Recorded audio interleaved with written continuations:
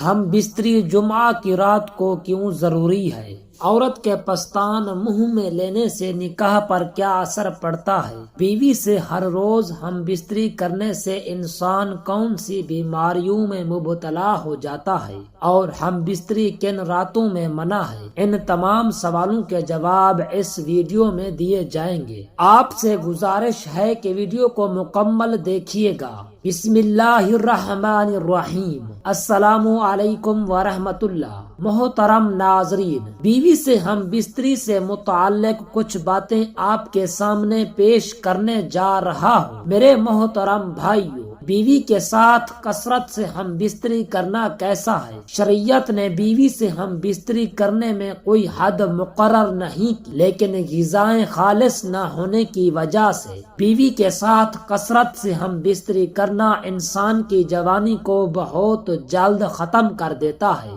ایک مرتبہ ہم بستری کرنے سے منی کی کثیر مقدار خارج ہو جاتی ہے اور منی کی تیاری میں اچھی غذا کا کثیر حصہ خرچ ہوتا ہے، تو اسی طرح اچھی غذا کی ایک بہت بڑی مقدار ایک مرتبہ ہم بستری کرنے میں چلی جاتی ہے، جس کی وجہ سے صحت پر بہت برا اثر پڑ سکتا ہے اور بعد میں مختلف بیماریوں کا شکار بھی ہوا جا سکتا ہے۔ ان میں سے ایک اہم بیماری سرعت انزال یعنی جلدی فارغ ہونا ہے، اور آدمی جہاں سرعت انزال کے مرض میں مبتلا ہوگا تو بیوی سے ہم بستری کی لذت اور اس کے لطف میں کمی ہوگی، اور عورت کی تسکین نہ کر پانے پر آپس میں رنجش شروع ہو جائے گی۔ مزید یہ کہ کثرت انزال سے مادہ کمزور اور پتلا ہوتا چلا جاتا ہے، جس کا اثر اولاد پر بھی پڑے گا کہ وہ کمزور اور ضعیف الخلقت پیدا ہوگی۔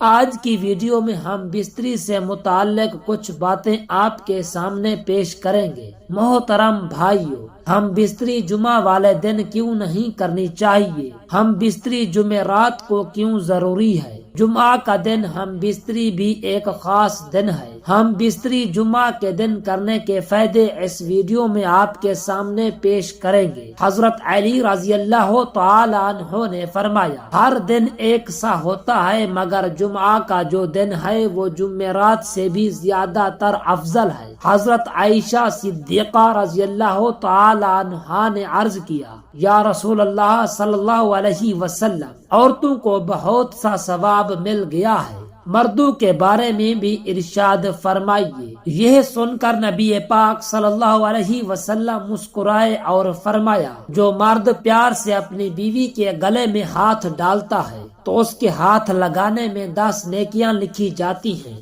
جب وہ اپنی بیوی سے مباشرت کرتا ہے تو دنیا و مافیا سے افضل ہوتا ہے۔ جب غسل کرتا ہے تو بدن کے جس بال پر سے پانی گزرتا ہے، اس کے لیے ہر بال کے بدلے میں ایک نیکی لکھی جاتی ہے اور ایک گناہ معاف ہو جاتا ہے اور ایک درجہ بلند کر دیا جاتا ہے۔ اور غسل کرنے کے عوض میں جو چیز دی جاتی ہے وہ دنیا و مافیا سے بہتر ہوتی ہے، اور بے شک اللہ تعالیٰ اس پر فخر کرتا ہے اور فرشتوں سے کہتا ہے کہ میرے بندے کی طرف دیکھو کہ ایسی سرد رات غسل جنابت کے لیے اٹھا ہے اور اس بات پر یقین رکھتا ہے کہ میں اس کا رب ہوں۔ تم اس بات پر گواہ رہو کہ میں نے اس کو بخش دیا۔ جمعرات اور جمعہ کو ہم بستری اور غسل کرنے کی ترغیب اس لیے دی گئی ہے کیونکہ مردوں کو نماز جمعہ کی ادائیگی کے لیے جامع مسجد جانا ہوتا ہے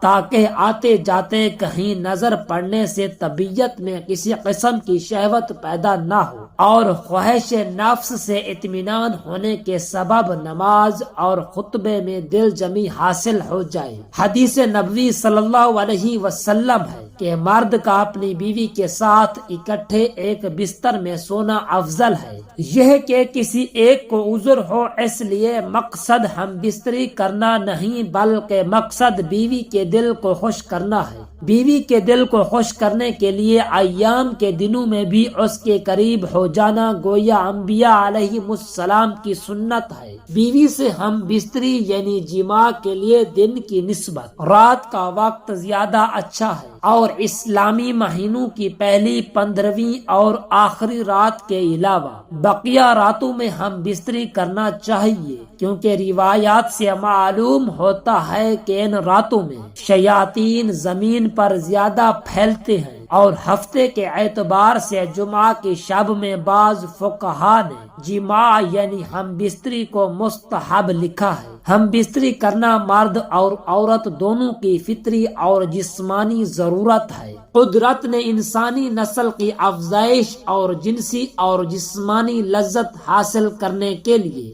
مرد اور عورت کا جوڑ بنایا ہے۔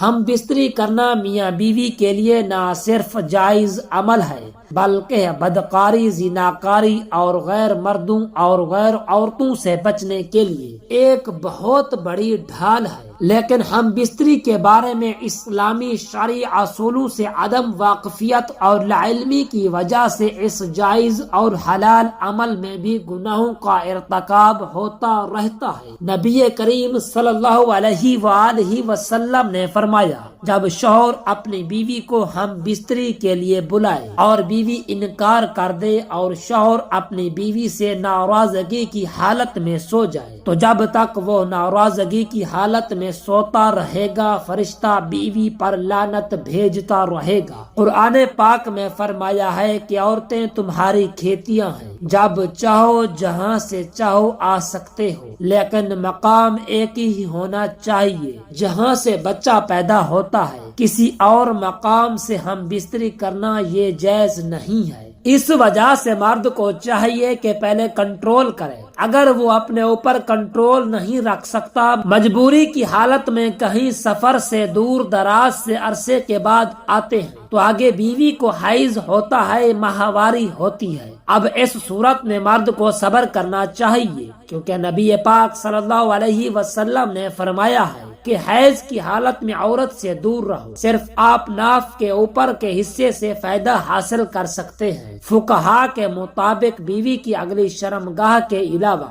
کسی اور مقام میں ہم بستری کرنا ناجائز و حرام ہے۔ محترم ناظرین، کوئی بھی انسان جنسی لذت حاصل کرنے کے شعور کے ساتھ پیدا نہیں ہوتا، بلکہ وقت کے ساتھ ساتھ اور اپنی بیوی کے رویوں سے یہ سب کچھ سیکھتا ہے اور اپنی اسی صلاحیت کو ترقی دینے میں لگا رہتا ہے تاکہ وہ اپنی فریق ثانی کو لذت پہنچائے اور اس کے بدلے میں خود اس سے لذت حاصل کرے۔ میاں بیوی کا جنسی تعلق کوئی گناہ نہیں ہے بلکہ صدقہ ہے بیوی سے کیسے محبت کرے۔ شریعت مطہرہ نے بیوی کے پورے بدن سے فائدہ اٹھانے کی اجازت دی ہے، البتہ پچھلے مقام میں صحبت کرنا بیوی سے حرام ہے کہ وہ جماع کرنے کا محل اور مقام ہی نہیں ہے، اسی لیے صحبت اگلے حصے میں ہی جائز ہے۔ پیارے ناظرین، عورت کا دودھ اگر منہ میں چلا جائے تو کیا نکاح ٹوٹ جاتا ہے؟ مباشرت کے وقت عورت کے پستان چوسنے یا چومنے میں کوئی حرج نہیں،